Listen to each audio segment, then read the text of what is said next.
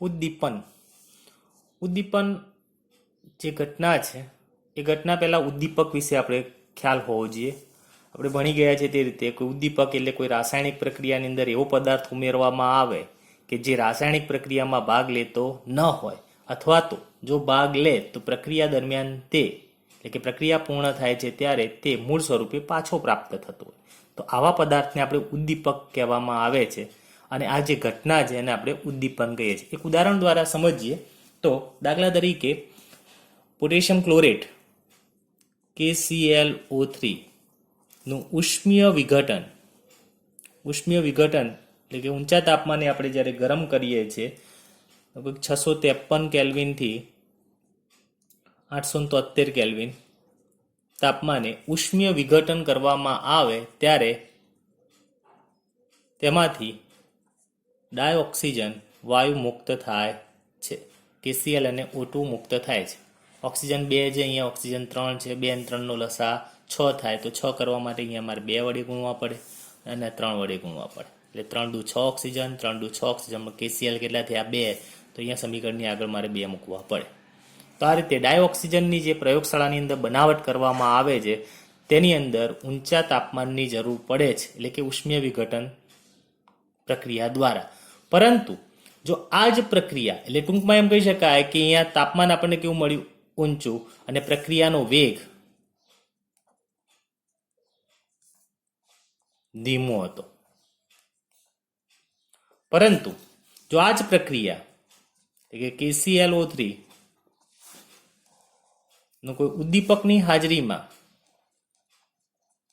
વિઘટન કરવામાં આવે, દાખલા તરીકે અહીંયા હું ઉદ્દીપક તરીકે manganese dioxide MnO2 manganese dioxide જે ઉદ્દીપક છે અને એની હાજરીમાં જો ઉષ્મીય વિઘટન કરું તો ત્યારે તાપમાન પણ મારે ઓછું જરૂર પડે છે. 473 કેલ્વિનથી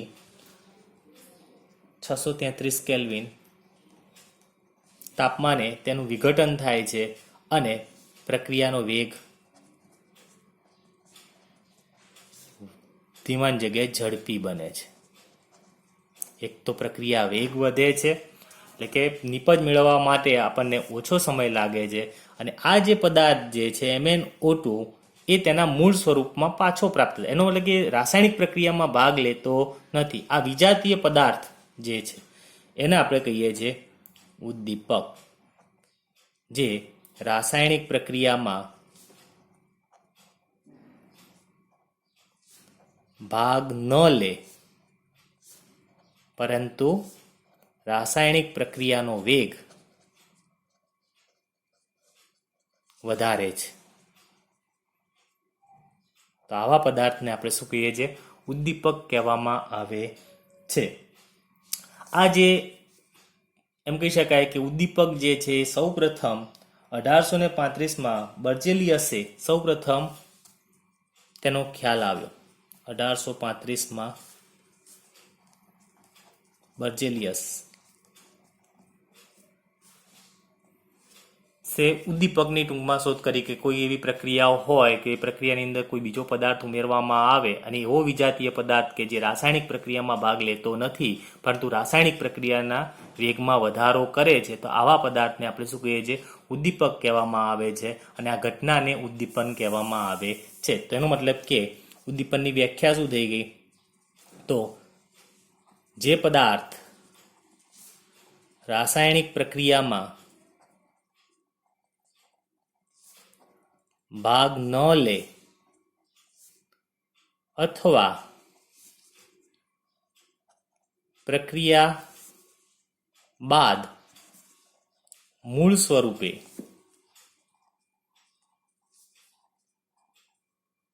પાછા મળે અને તે રાસાયણિક પ્રક્રિયાના વેગમાં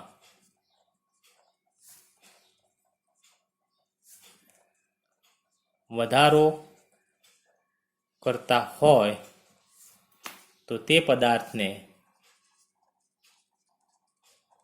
ઉદ્દીપક કહે છે. અને આ ઘટનાને ઉદ્દીપન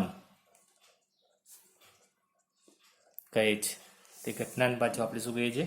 ઉદ્દીપનની ઘટના કહેવામાં આવે છે. હવે ઉદ્દીપક કેટલી વખત એવી રાસાયણિક પ્રક્રિયા છે કે ઉદ્દીપકની સાથે કોઈ એવો પદાર્થ ઉમેર દેવામાં આવે કે એ પદાર્થના કારણે હજુ રાસાયણિક પ્રક્રિયાના વેગની અંદર હજુ પણ વધારો કરી શકાય છે. તો આવો જે પદાર્થ છે તેને કહેવાય છે પ્રવર્ધક. તો પ્રવર્ધક શું છે? તો પ્રવર્ધક એટલે આપણે એમ કહી શકાય કે ઉદ્દીપકની હાજરીમાં જે રાસાયણિક પ્રક્રિયાનો વેગ વધે છે, આ વેગમાં હજુ પણ કોઈ વધારો કરવો હોય તો બીજો એવો પદાર્થ ઉમેરવામાં આવે કે હજુ પણ રાસાયણિક પ્રક્રિયાના વેગમાં હજુ વધારો કરે. એટલે એ રાસાયણિક પ્રક્રિયાના વેગમાં શું કરશે? હજુ વધારો કરશે. દાખલા તરીકે હેબર પદ્ધતિ દ્વારા આપણે જે એમોનિયા બનાવીએ છીએ, એટલે કે N2 અને H2 વચ્ચેની પ્રક્રિયાથી NH3 જે હેબર વિધિ છે, હેબર વિધિ દ્વારા એમોનિયાની જે બનાવટ છે, 2 નાઇટ્રોજન 2 નાઇટ્રોજન 3 દુ 6 હાઇડ્રોજન 3 દુ 6 હાઇડ્રોજન, તો એની અંદર આપણે ઉદ્દીપક તરીકે લોખંડનો ભૂકો લેવામાં આવે છે. આ FeA શું છે? તો કે ઉદ્દીપક છે જે રાસાયણિક પ્રક્રિયાના વેગની અંદર શું કરે છે? વધારો કરે છે. પરંતુ અહીં આ પ્રક્રિયાને હજુ પણ વેગમાં વધારો કરવો હોય તો મોલિબ્ડેનમ ની હાજરીમાં એના પ્રક્રિયામાં હજુ પણ વધારો થાય છે. તો આવો પદાર્થ એને કહેવાય પ્રવર્ધક કહેવામાં આવે છે, જે ઉદ્દીપકની સક્રિયતામાં, એટલે કે જે ઉદ્દીપક જે છે તેની સક્રિયતામાં વધારો કરે છે. પ્રવર્ધક શું કરશે? તો કે ઉદ્દીપકની સક્રિયતા વધારે છે અને પ્રક્રિયા વેગ ઝડપી કરશે. એટલે જે પહેલા હતો એના કરતાં પણ શું કરે છે? ઝડપી કરે છે. તો આવા પદાર્થને આપણે પ્રવર્ધક કહેવામાં આવે છે. બીજા એવા પદાર્થ પણ છે કે જેને આપણે વિષ કહેવામાં આવે છે, જેને ઉદ્દીપકીય વિષ અથવા તો વિષ કહેવામાં આવે છે. તો આવા પદાર્થો કેવા હોય? તો કે કોઈ પ્રક્રિયા થતી હોય અને જો એની અંદર કોઈ એવા પદાર્થની અશુદ્ધિ આવેલી હોય કે જેને કારણે પ્રક્રિયાના વેગ, જે ઉદ્દીપક ઉમેર્યા પછી જે પ્રક્રિયાનો વેગ વધવો જોઈએ એની જગ્યાએ વેગની અંદર ઘટાડો થતો હોય. દાખલા તરીકે H2SO4 ની બનાવટમાં પ્લેટિનમ ઉદ્દીપક તરીકે વપરાય છે. પરંતુ જો એની અંદર આ પ્લેટિનમ જે ધાતુ છે એની અંદર કોપર ધાતુ અશુદ્ધિ સ્વરૂપે આવેલી હોય તો આ જે કોપર ધાતુ જે છે એ પ્રક્રિયાના વેગમાં, એટલે કે ઉદ્દીપકની સક્રિયતાને ઘટાડે છે.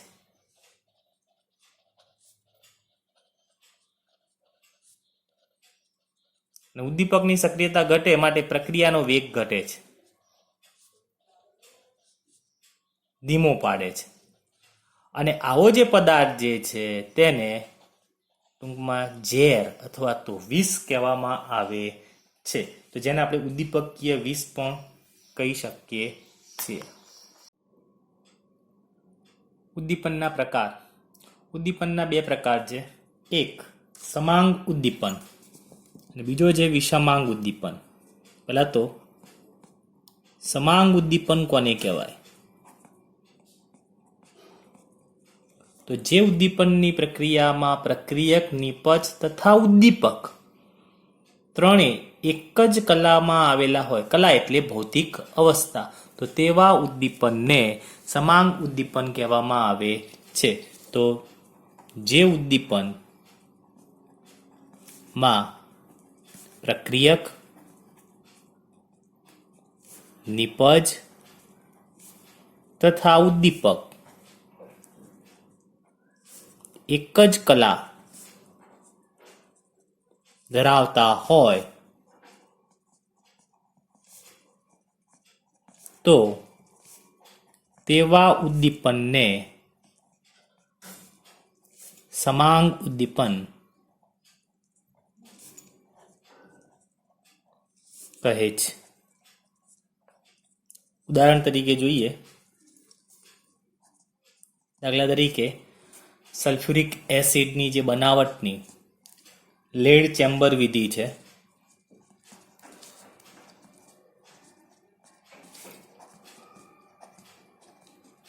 આ પદ્ધતિ દ્વારા આપણે સલ્ફ્યુરિક એસિડ મેળવવામાં આવે છે, જેની અંદર સલ્ફર ડાયોક્સાઇડનું ઓક્સિડેશન કરવામાં આવે છે.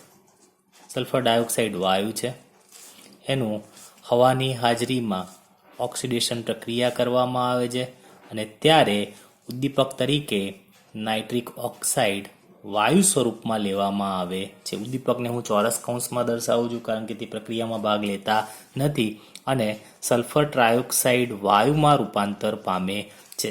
સમીકરણને જો સંતુલિત કરવું હોય તો અહીંયા જે સલ્ફર જેની આગળ હું 2 મૂકી દઈશ તો આ બાજુ સલ્ફર 2 મૂકવા 3 દુ 6 થશે અને આ બાજુ 2 દુ 4 ને 2 6. સમીકરણ સંતુલિત થશે. તો અહીં પ્રક્રિયક કોણ? તો કે સલ્ફર ડાયોક્સાઇડ O2 પ્રક્રિયક છે. કઈ અવસ્થા છે? વાયુ અવસ્થા, નિપજ વાયુ અવસ્થા તથા ઉદ્દીપક પણ વાયુ અવસ્થામાં છે. આમ પ્રક્રિયક, નિપજ તથા ઉદ્દીપક બધા એક જ કલાનો મતલબ એક જ ભૌતિક અવસ્થા ધરાવતા હોય તો આવા ઉદ્દીપનને સમાંગ ઉદ્દીપન કહેવામાં આવે છે. ચલો એવી જ રીતે બીજું ઉદાહરણ જોઈએ તો એસ્ટરનું જળ વિભાજન છે.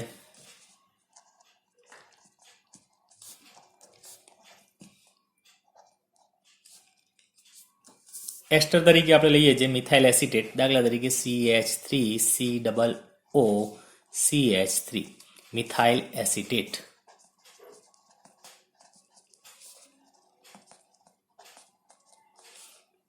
લિક્વિડ ફોર્મમાં હોય, પાણી વડે પાણી લિક્વિડ ફોર્મમાં કે પ્રવાહી છે અને એના જળ વિભાજનની અંદર જો એસિડ કે H+ અથવા તો આપણે અહીંયા HCl લિક્વિડ સ્વરૂપમાં ઉદ્દીપક તરીકે વાપરવામાં આવે તો આપણને અહીં એસ્ટરના જળ વિભાજન દરમિયાન પાણીની અંદર 2 ભાગ, એક H અને બીજો OH.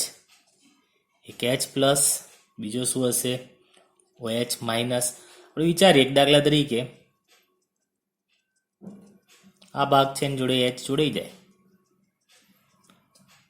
તો આ રીતે આપણને મળશે CH3COOH જે એક્વાસ જલીય દ્રાવણ સ્વરૂપે આપણને પ્રાપ્ત થશે કારણ કે પ્રક્રિયા પાણીમાં છે અને OH અહીંયા જોડાઈ જાય તો આપણને પ્રાપ્ત થશે CH3OH એ પણ એક્વાસ પ્રાપ્ત થાય છે. વાસ્તવિક અહીંયાથી તૂટે છે બંધ, પણ આપણે ખાલી સમજવા માટે ખરેખર આ બંધ તૂટે છે અને CH3O સાથે H જોડાય, CH3OH બને છે અને CH3C દ્વિબંધ O અને એની સાથે OH જોડાય. પણ આપણે યાદ રાખવા માટે આ સિમ્પલ પડે છે એટલા માટે આપણે ક્રિયાવિધિમાં પડતા નથી. તો બધાની અંદર આ લિક્વિડ આ પણ લિક્વિડ એટલે કે પ્રક્રિયક લિક્વિડ, અહીં નિપજ જે એક્વાસ છે જલીય છે એ પણ ભૌતિક અવસ્થા તો પ્રવાહી જ છે અને આ પણ લિક્વિડ એટલે કે ઉદ્દીપક પણ પ્રવાહી અવસ્થામાં છે. તો આવા ઉદ્દીપનને સમાંગ ઉદ્દીપન કહેવામાં આવે છે. ચલો ત્રીજું ઉદાહરણ જોઈએ તો સુક્રોઝનું વ્યુત્ક્રમણ બરાબર અથવા તેનું આપણે જળ વિભાજન પણ કહીએ. સુક્રોઝ એટલે કે ખાંડનું જળ વિભાજન. ખાંડ એટલે C12H22O11. તો ખાંડનું જલીય દ્રાવણ પાણીની અંદર આપણે દ્રાવણ બનાવીએ એટલે H2O તો હશે જ. હવે જો તેની એસિડ ઉદ્દીપકની હાજરીમાં H+ જે આપણને એસિડ ધારો કે H2SO4 લઈએ લિક્વિડ અવસ્થામાં એની હાજરીમાં જો પ્રક્રિયા કરવામાં આવે તો ગ્લુકોઝ તથા ફ્રુક્ટોઝ પ્રાપ્ત થાય. ગ્લુકોઝ એટલે C6H12O6 એ આપણને જલીય દ્રાવણ સ્વરૂપે ગ્લુકોઝ પ્રાપ્ત થાય છે. એ જ રીતે ફ્રુક્ટોઝ C6H12O6 એ પણ જલીય માધ્યમમાં એટલે કે ફ્રુક્ટોઝ પણ એ જ માધ્યમમાં પ્રાપ્ત થાય છે. તો અહીંયા જો 12 કાર્બન હતા તો આ બાજુ 6 6 12 થઈ ગયા, 22 ને 2 24 તો 12 દુ 24, ઓક્સિજન 11 ને 1 12 તો 6 6 12. સમીકરણ સંતુલિત છે. પણ અહીં પ્રક્રિયક પ્રવાહી અવસ્થા, નિપજ પ્રવાહી અવસ્થા તથા ઉદ્દીપક પણ પ્રવાહી અવસ્થામાં છે તો આવા ઉદ્દીપનને સમાંગ ઉદ્દીપન કહેવામાં આવે છે. ચલો એ જ રીતે વિષમાંગ ઉદ્દીપન કોને કહેવાય?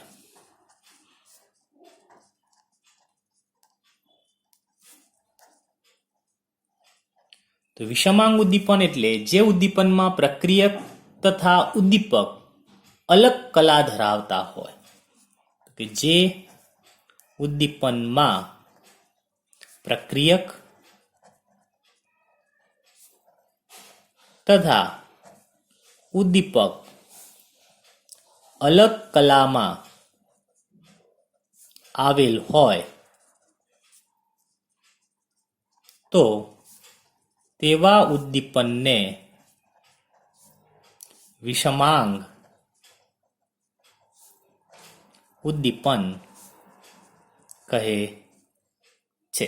એનો મતલબ એમ થાય કે પ્રક્રિયકની જે ભૌતિક અવસ્થા હશે તેના કરતાં ઉદ્દીપકની ભૌતિક અવસ્થા જુદી હશે. ધારો કે પ્રક્રિયક વાયુ સ્વરૂપમાં છે તો ઉદ્દીપક ઘન અવસ્થામાં પણ હોઈ શકે છે. એ ટૂંકમાં પ્રક્રિયક વાયુ હશે તો ઉદ્દીપક વાયુ હોય તો પછી આપણે શું કહેવાય છે, એને સમાંગ. પણ બંનેની ભૌતિક અવસ્થા કેવી હોવી જોઈએ, જુદી જુદી હોય તો તેને આપણે વિષમાંગ ઉદ્દીપન કહેવામાં આવે છે. દાખલા તરીકે પહેલું એની અંદર ઉદાહરણ જોઈએ તો સલ્ફર ડાયોક્સાઇડ SO2 નું ઓક્સિડેશન જોઈએ પ્લેટિનમ ઉદ્દીપકની હાજરીની અંદર. દાખલા તરીકે સલ્ફર ડાયોક્સાઇડ SO2 કઈ અવસ્થામાં હોય તો કે વાયુરૂપ અવસ્થામાં. ઓક્સિજન કઈ અવસ્થામાં હશે, વાયુરૂપ અવસ્થામાં.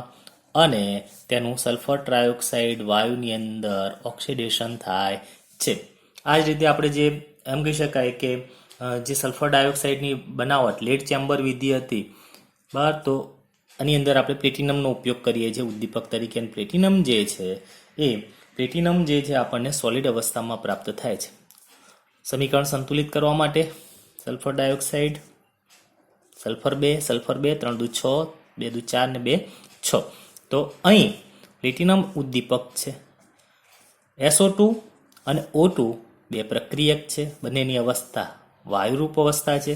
નિપજ વાયુરૂપ અવસ્થામાં છે, પરંતુ ઉદ્દીપક એ ઘન અવસ્થામાં છે. એટલે ટૂંકમાં પ્રક્રિયક તથા ઉદ્દીપક બે અલગ કલામાં હોય તો તેવા ઉદ્દીપનને વિષમાંગ ઉદ્દીપન કહેવામાં આવે છે. આ બધા સમીકરણની અંદર ભૌતિક અવસ્થાઓ દર્શાવવી ખૂબ જ જરૂરી છે, કારણ કે આખો પ્રશ્ન જ એના પર છે.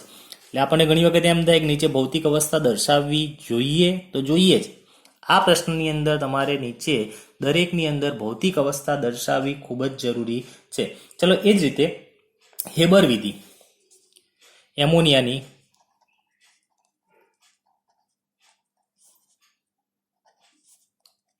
હેબર વિધિ એટલે કે એમોનિયાની બનાવટની હેબર વિધિ છે. તો હેબર વિધિની અંદર શેનો ઉપયોગ કરીએ છીએ તો કે નાઇટ્રોજન વાયુ, ડાયહાઇડ્રોજન વાયુ H2 વાયુ સાથે ઉદ્દીપક તરીકે આપણે લોખંડનો ભૂકો લઈએ છીએ, પણ કઈ અવસ્થામાં હોય, સોલિડ અવસ્થાની અંદર, અને આપણને પ્રાપ્ત થાય છે એમોનિયા વાયુ. તો અહીં પહેલા સમીકરણ સંતુલિત કરીએ. નાઇટ્રોજન 2 છે તો અહીંયા નાઇટ્રોજન 2 કરી નાખવું. હાઇડ્રોજન 3 દુ 6 થયા તો હાઇડ્રોજન મારે 6 કરવા માટે અહીંયા 3 મૂલની જરૂર પડે. તો અહીં પ્રક્રિયક નાઇટ્રોજન અને હાઇડ્રોજન વાયુરૂપ અવસ્થામાં છે, જ્યારે ઉદ્દીપક એ સોલિડ એટલે કે ઘન અવસ્થામાં છે. આમ ઉદ્દીપક એટલે કે પ્રક્રિયક તથા ઉદ્દીપક અલગ કલામાં આવેલા હોવાથી તેને વિષમાંગ ઉદ્દીપન કહેવામાં આવે છે. ચલો એ જ પ્રકારે ત્રીજું ઉદાહરણ જોઈએ. નાઇટ્રિક એસિડની બનાવટ માટેની ઓસ્વાલ્ડની જે પદ્ધતિ છે, ઓસ્વાલ્ડ વિધિ, HNO3 ની બનાવટ માટેની ઓસ્વાલ્ડ વિધિ. ઓસ્વાલ્ડ વિધિ જે છે તેની અંદર પ્લેટિનમ ઉદ્દીપકનો ઉપયોગ થાય છે, જેમાં સૌપ્રથમ એમોનિયા NH3 જે વાયુ છે એની O2 સાથેની પ્રક્રિયા કરવામાં આવે છે. NH3 વાયુરૂપ અવસ્થામાં હોય છે, O2 પણ વાયુરૂપ અવસ્થામાં હોય છે, પરંતુ જે ઉદ્દીપક લેવામાં આવે છે પ્લેટિનમ એ સોલિડ અવસ્થામાં હોય છે. અને આપણને અહીં નાઇટ્રિક ઓક્સાઇડ પ્રાપ્ત થાય છે. નાઇટ્રિક ઓક્સાઇડ વાયુરૂપ અવસ્થામાં પ્રાપ્ત થાય છે અને પ્લસ આપણને H2O પ્રાપ્ત થાય છે. નાઇટ્રોજન ઓક્સિજન સાથે શું બનાવશે? Nitric oxide. હાઇડ્રોજન ઓક્સિજન સાથે શું બનાવશે? H2O બનાવે છે. અને આ રીતે આપણને નિપજ પ્રાપ્ત થાય છે. હવે આ સમીકરણને જો સંતુલિત કરવું હોય તો રેડોક્સથી આપણે કરી શકીએ છીએ. રેડોક્સની અંદર પહેલા શું કરતા હતા તો કે પહેલા રેડોક્સ પ્રક્રિયામાં ભાગ લેતા તત્વોના ઓક્સિડેશન આંક ગણતા હતા. તત્વો પહેલા સંતુલિત કરી દેતા હતા. ઓક્સિજન 2 તો અહીંયા ઓક્સિજન અહીંયા પહેલાં તો જોઈએ જ નાઇટ્રોજન નાઇટ્રોજન. અહીંયા કોણ હશે તો કે ઓક્સિજન અને ઓક્સિજન. અહીંયા નાઇટ્રોજનનું ઓક્સિડેશન આ 3 × 3 +3 બરાબરની પેલી બાજુ જાય તો -3. તો અહીંયા કેટલો થાય તો કે -2 બરાબરની પેલી બાજુ જાય તો +2. તો આ બંને વચ્ચેનો જે ડિફરન્સ હતો એ કેટલો આવે? 5. વધારો કેટલાનો થાય છે? એ વધારો બરાબર 5. ચલો એ જ રીતે ઓક્સિજન અહીંયા 2 છે. તમારે અહીંયા ઓક્સિજન કેટલા હોવા જોઈએ? તો 2 તો હોવા જ જોઈએ. પહેલાં તત્વોને સંતુલિત કરતા હતા. અહીંયા ઓક્સિડેશન આ કેટલો અણુ છે માટે 0. અહીંયા ઓક્સિજન એક ઓક્સિજનનો -2 તો 2નો કેટલો થાય? -4. તો 0માંથી -4 તો આ શું થયું કહેવાય? ઘટાડો. તો ઘટાડો કેટલો થતો હતો? 4નો. જો વધારો બરાબર ઘટાડો કરવો હોય તો મારે આ સમીકરણને કેટલા વડે ગુણવા પડે? તો કે 4 વડે. કે આ વધારો 5 છે અને ઘટાડો 4 છે. 5 અને 4નો લસા તો કેટલો? 20. તો અહીંયા 20 કરવા માટે મારે કેટલા વડે ગુણવા પડે? 5 વડે. તો ચલો અહીં હું પહેલાં તો આને 4 વડે ગુણી નાખું. એટલે કે NH3ને હું કેટલા વડે ગુણીશ? આ જે ભાગ છે એને 4 વડે. તો આગળ અહીંયા 4 મૂકી દઉં. તો અહીંયા પણ મારે કેટલા મૂકવા પડશે? 4. ચલો એ જ રીતે અહીંયા મારે કેટલા મૂકવા પડે? તો કે 5. અહીંયા મારે કેટલા મૂકવા પડે? 5. પરંતુ અહીંયા જ્યારે 5 હું મૂકું તો ઓલરેડી મેં અહીંયા 5 તો હતા જ, પણ અહીંયા જ્યારે મૂકવાનું ચાલુ કરીશ આગળ મેં 2 મૂલ લખી દીધેલા છે પહેલેથી જ. અહીંયા પહેલાં એમને મૂકેલા હતા, પણ આપણે ખરેખર મૂકવા પડે કેટલા? તો કે મૂકવા આવે ગણતરી સાથે, કારણ કે 5 મૂકું ના એક વધારાનો, કારણ કે 2 મોલ છે. એટલે ટોટલ મારી જોડે કેટલા થવાના? 6 મોલ થવાના. બરાબર. તો 5 મૂક્યા હોત 5 H2 અને એક મેં વધારાનો મૂકેલો છે એટલે 6 મોલ થાય. તો 6 મોલ. અને આમ પણ આને જ્યારે ગણતરી કરવી હોય તો અહીંયાથી ગણી નાખવાના. 4 તરી 12 હાઇડ્રોજન છે તો આ બાજુ 12 કરવા માટે 6 મૂકવા પડે. તો આ રીતે આપણે H2O ને પણ સંતુલિત કરી શકીએ છીએ, કારણ કે આપણે છેલ્લા સ્ટેપની અંદર H2O ને મૂકતા હોઈએ છીએ. આ એક રેડોક્સ દ્વારા પણ તેને સંતુલિત કરી શકાય. પણ અહીંયા આપણો મેઇન મુદ્દો શું છે તો કે વિષમાંગ ઉદ્દીપન પ્રક્રિયક વાયુરૂપ અવસ્થામાં, જ્યારે ઉદ્દીપક સોલિડ અવસ્થામાં છે. માટે જે ઉદ્દીપનની અંદર પ્રક્રિયક તથા ઉદ્દીપક એ અલગ કલામાં એટલે 2 જુદી જુદી કલામાં આવેલા હોય તો તેવા ઉદ્દીપનને વિષમાંગ ઉદ્દીપન કહેવામાં આવે છે. ચલો એ જ રીતે વનસ્પતિ તેલમાંથી વનસ્પતિ ઘી બનાવવાની એટલે કે હાઇડ્રોજિનેશન પ્રક્રિયા અસંતૃપ્ત ફેટી એસિડમાંથી સંતૃપ્ત ફેટી એસિડની બનાવટ છે. અસંતૃપ્ત ફેટી એસિડ માંથી સંતૃપ્ત ફેટી એસિડ એટલે કે આપણે જે વનસ્પતિ તેલ હોય છે કઈ અવસ્થામાં હોય? લિક્વિડ. એનું ડાયહાઇડ્રોજન વાયુરૂપ અવસ્થા છે. રેની નિકલ ઉદ્દીપકની હાજરીમાં સોલિડ અવસ્થામાં છે.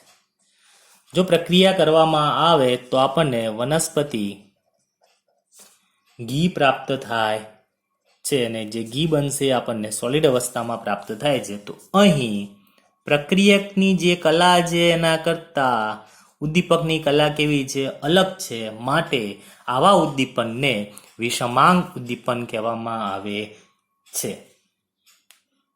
પરીક્ષાની અંદર જો આ પ્રશ્ન પૂછાય તો 4 ને 3 એટલા ઉદાહરણ છે, બધામાં 2 ઉદાહરણ લખો તો ચાલે.